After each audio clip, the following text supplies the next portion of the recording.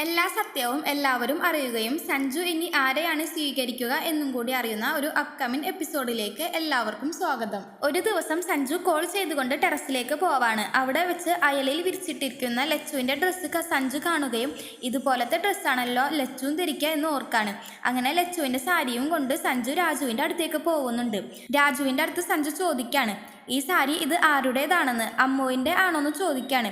ഞാൻ നിന്നോട് പറഞ്ഞിട്ടുള്ളതല്ലേ ലക്ഷ്മിയുടെ കാര്യം, അവളാ ഇങ്ങനത്തെ സാരി ഉടുക്കാറ്, അറിയില്ല എന്നും പറഞ്ഞ് രാജു ഒഴിഞ്ഞു മാറുമ്പോൾ സഞ്ജു ദേഷ്യപ്പെടാണ്. ഞാൻ താലി കെട്ടിയ ലക്ഷ്മി തന്നെയാണോ ഇവിടെയുള്ള അമ്മു എന്ന്.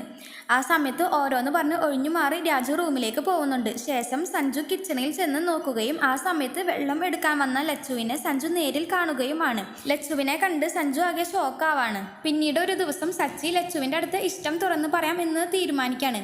അങ്ങനെ എല്ലാവരും ഒരു അമ്പലത്തിൽ ചെല്ലുമ്പോൾ ലച്ചുവിൻ്റെ ചേട്ടൻ സഞ്ജുവിനെ കാണുകയും കള്ളു കുടിച്ചുകൊണ്ട് കവിതയുടെ മുമ്പിൽ വെച്ച് സഞ്ജുവിനെ എൻ്റെ അളിയനാണെന്നും കോടീശ്വരനാണെന്നും പറഞ്ഞ് പരിചയപ്പെടുത്താണ് എല്ലാവരെയും. ആ സമയത്ത് കവിത ഉള്ളതുകൊണ്ട് അത് ആരാണെന്ന് അറിയാത്ത രീതിയിൽ സഞ്ജു സംസാരിക്കുന്നുണ്ട്. അപ്പോൾ കവിതയ്ക്ക് എന്തൊക്കെയോ സംശയം തോന്നാണ്.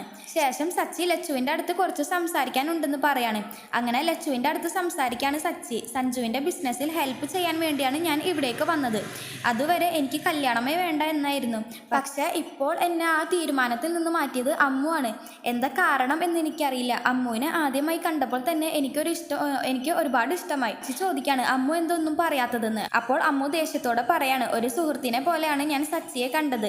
നിങ്ങളുടെ മനസ്സിൽ അങ്ങനെ ഒരു തോന്നൽ ഉണ്ടാവാൻ കാരണം ഞാനല്ലേ, എന്നെ മറക്കണം എന്ന് പറയാണ് ലച്ചു. വിവാഹം കഴിഞ്ഞതാണെന്നും ഭർത്താവിനെ മറന്നുകൊണ്ട് എനിക്ക് നിങ്ങളെ സ്നേഹിക്കാൻ കഴിയില്ല.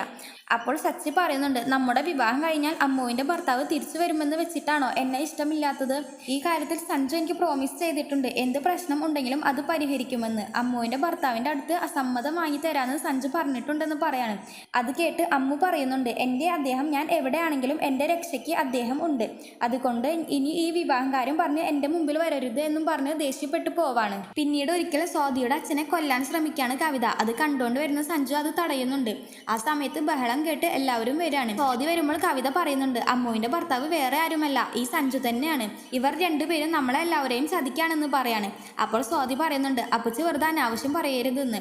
അപ്പോൾ സ്വാതിയുടെ അച്ഛൻ പറയാണ്, ലക്ഷ്മിയാണ് സഞ്ജുവിൻ്റെ ഭാര്യ. ആ സമയത്ത് ദേഷ്യം കൊണ്ട് സ്വാതി ലച്ചുവിനെ തല്ലാൻ കയ്യോങ്ങാം. അപ്പോൾ സഞ്ജു അത് തടയുകയും സത്യമെല്ലാം പറയുകയുമാണ്, ഈ കല്യാണം എങ്ങനെയാണ് നടന്നതെന്ന്. ലക്ഷ്മിയെ അവിടെ നിന്ന് രക്ഷിക്കാൻ മാത്രം ഞാൻ ചെയ്തിട്ടുള്ളെന്ന് പറയാം. ശേഷം സ്വാതിയുടെ അച്ഛൻ പറയാണ്, ലക്ഷ്മിയും സഞ്ജുവും കൂടി ഇത് എൻ്റെ അടുത്ത് പറഞ്ഞിട്ടുണ്ടെന്ന്. അതിനുശേഷം പറയാണ്, സ്വാതിയുടെയും സഞ്ജുവിൻ്റെയും കല്യാണത്തിന് പിന്നിൽ കവിതയ്ക്ക് എന്തോ ഒരു ലക്ഷ്യമുണ്ടെന്ന്. അത് മനസ്സിലാക്കിയിട്ട് ഞാൻ കവിതയുടെ പിന്നാലെ പോകുമ്പോൾ ലക്ഷ്മി എന്തോ പറയാൻ വരായിരുന്നു. ആ സമയത്ത് ഒന്നും കേൾക്കാൻ നിൽക്കാതെ ഞാൻ കവിതയുടെ പിന്നാലെ ലക്ഷ്മിയെയും കൂട്ടിപ്പോയി. ലക്ഷ്മിയെ കാറിൽ എത്തി ഞാൻ കവിതയുടെ അടുത്ത് പോവുകയും അവിടെ കവിതയും ഭർത്താവും കൂടി സഞ്ജുവിനെ ഇല്ലാതാക്കാൻ പ്ലാൻ ചെയ്യായിരുന്നു. അത് കേട്ട് അവരുടെ അടുത്തേക്ക് ചെന്ന എന്നെ രണ്ടുപേരും കൂടി ബിൽഡിങ്ങിൻ്റെ മേലേന്ന് താഴേക്ക് തള്ളിയിടായിരുന്നു എന്ന് പറയാണ്. ഇപ്പോഴും എന്നെ കൊല്ലാൻ വേണ്ടിയാണ് കവിത വന്നത്. സഞ്ജു അത് തടയാൻ ശ്രമിക്കായിരുന്നു എന്ന് പറയുകയും സ്വാതിയുടെ അമ്മ കവിതയെ തല്ലുകയുമാണ്.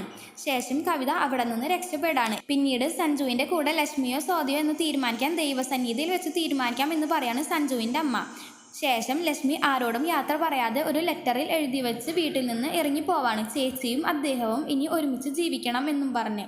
നിങ്ങൾക്ക് ഈ വീഡിയോ ഇഷ്ടപ്പെടുകയാണെങ്കിൽ ലൈക്ക് ആൻഡ് ഷെയർ ചെയ്യുക, കൂടെ സബ്സ്ക്രൈബും ചെയ്യുക. താങ്ക്